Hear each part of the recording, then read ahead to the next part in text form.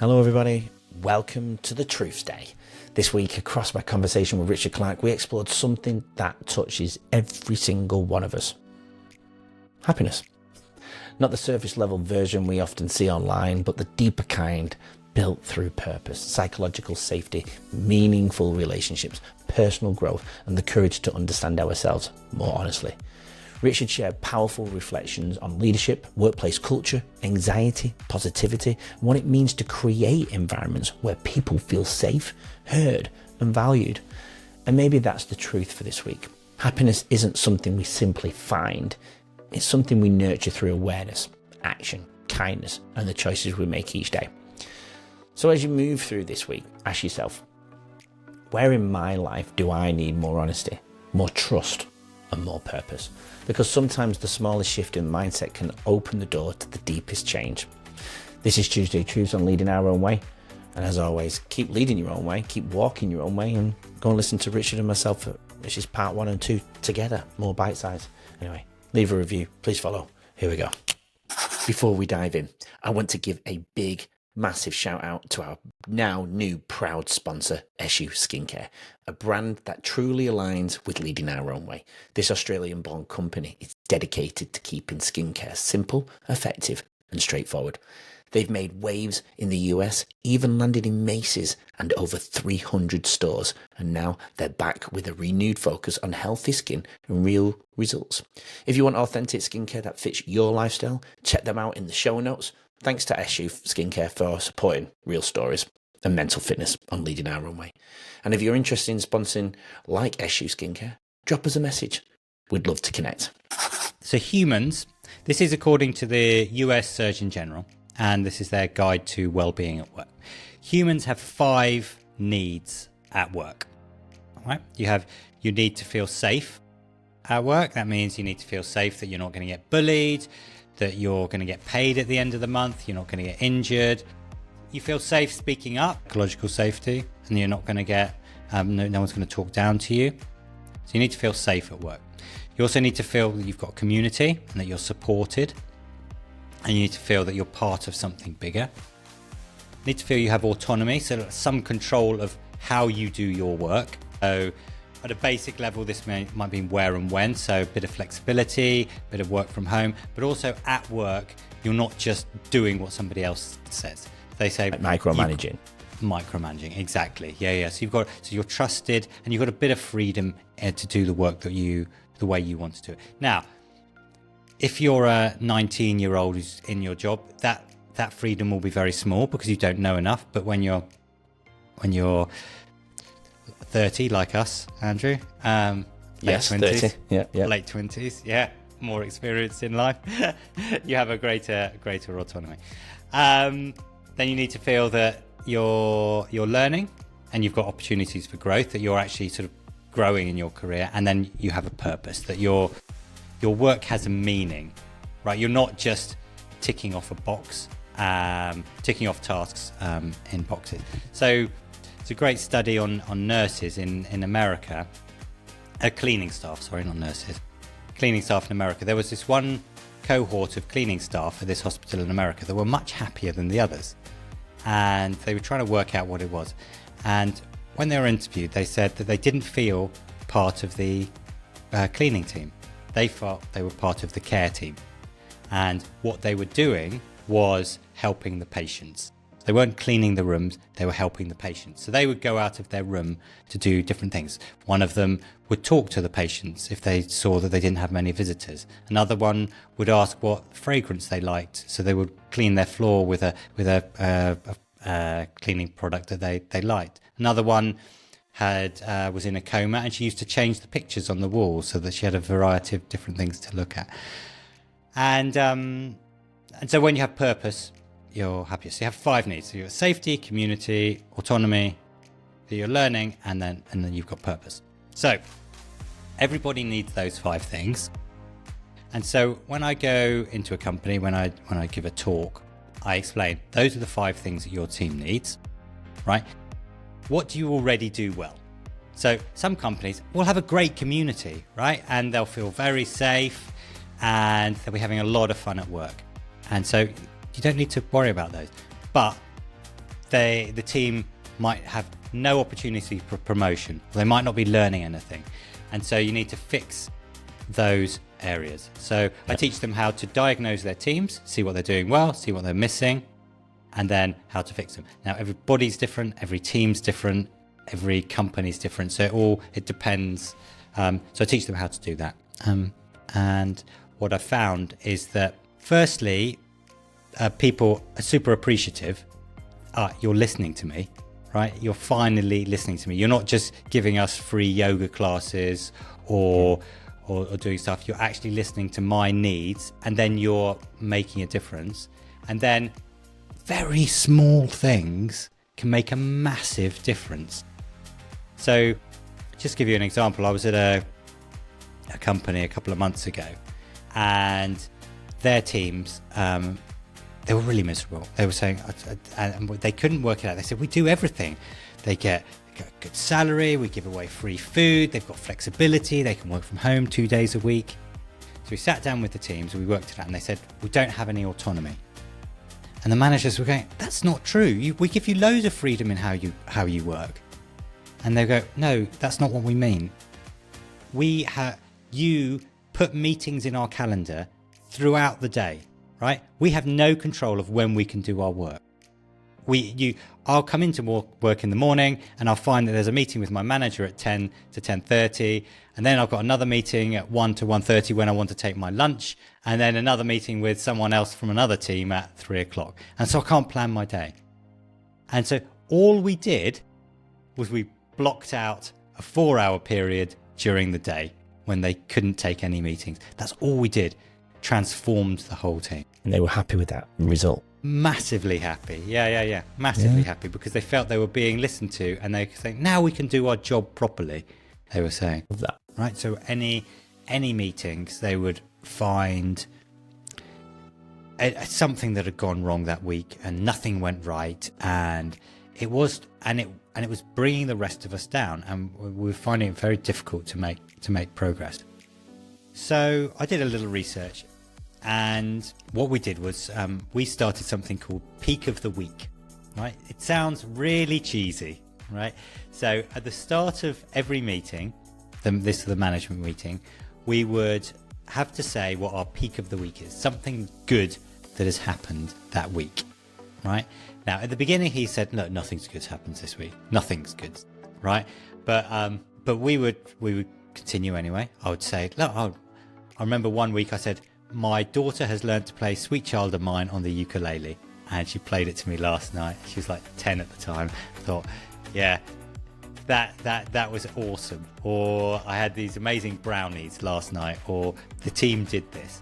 And eventually this person came round and changed and was able to participate. And by doing that, we managed to change the whole focus of the meeting to a slightly more positive one by just removing his negativity bias at the start of the meeting. And we then rolled it out to all of our other teams. So every other meeting, we would start off with 5 things that have gone well this week, and everybody would focus on that. We wouldn't hide over the negative stuff, but we would, instead of what's gone bad this week, we would say, what can we do to improve next time? And now, it really helped that our team felt super psychologically safe, and they were able to talk about these things, and there was very rarely very negative people in the room, so that helped when we had bad news. But there are little things. It's difficult though. You have a bad person in a room, and it's very difficult unless that person wants to make a change. Then it's difficult. But there are lots of things you can do. Yeah, I agree. It is a hard situation, because when it comes down to it, we actually don't know what's going on in their personal life either. And exactly. And I think that's where it's important that us as leaders can, sometimes just step out and going, are you okay? You're not even asking, are you okay? Again, one of my former guests asked, on a scale of 0 to 10, tell, because they have to answer here. If you ask that question, are you okay? They're going to blow it off and go, yeah, I'm fine. Yeah. But if you ask them a direct question which they can't, it's not about trapping them, it's about getting them to actually think, inside, and then being able, and then they feel safe because you've actually asked them. This person's actually interested in my mental well-being or what's going on.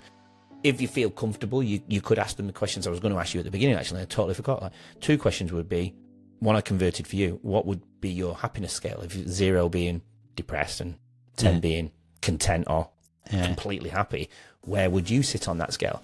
Asking those type of questions. Or on a mental health scale, 0 being rock bottom and 10 being content, where would you lie?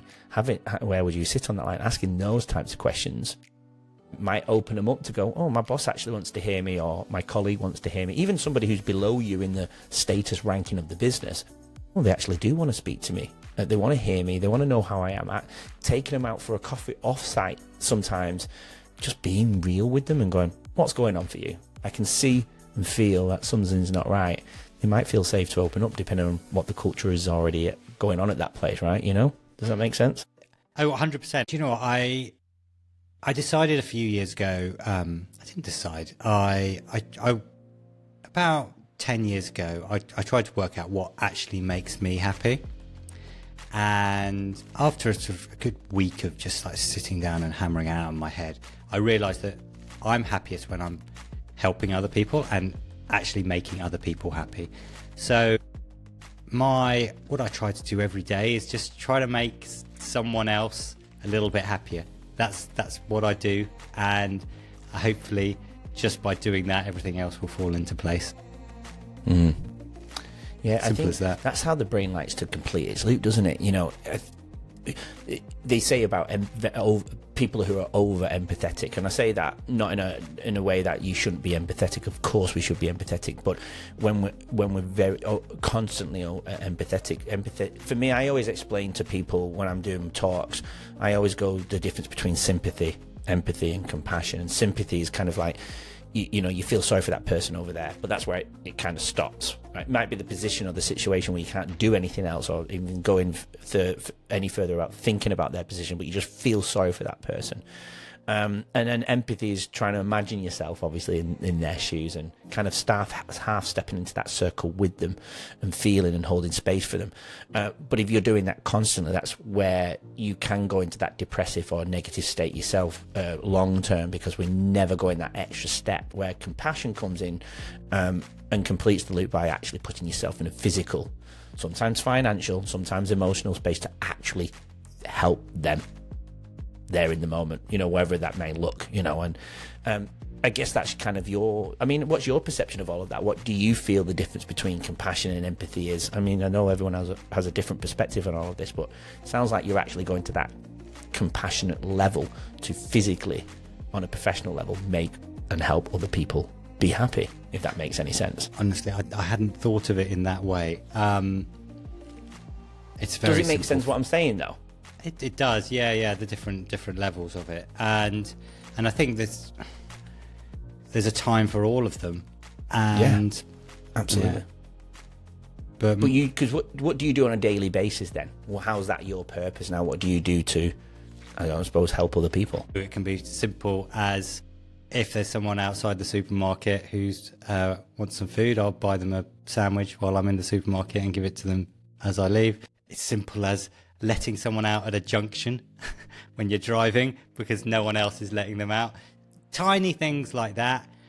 But also, my wife's had a tough day at work, making sure the house is like nice just little things. And then when I sold my company last year, but when it was in the company, it was just, I had a thing where I had to compliment somebody every day. It was on my tick list. I had a task every day and I had to compliment someone. So I would look for opportunities to say nice things to people. Yeah, I love that. Do you think we have to be happy with ourselves in order to be in that headspace to do what you've just said, though? Tricky question. I try to be happy. I'm not happy all the time. Obviously, if I was, I'd be a psychopath. Yeah. Yeah. But I find that when I do help other people, even in my grumpiest stage, if I help other people, it like helps me bring me out of that grumpiness. Helps me bring it. Yeah. But it's difficult. It's more difficult when you're in a high, and it's much easier to make other people happy. When you're on a low, you don't really want to. You just want to be by yourself. But I think making it more of an effort. Yeah, I think so for sure.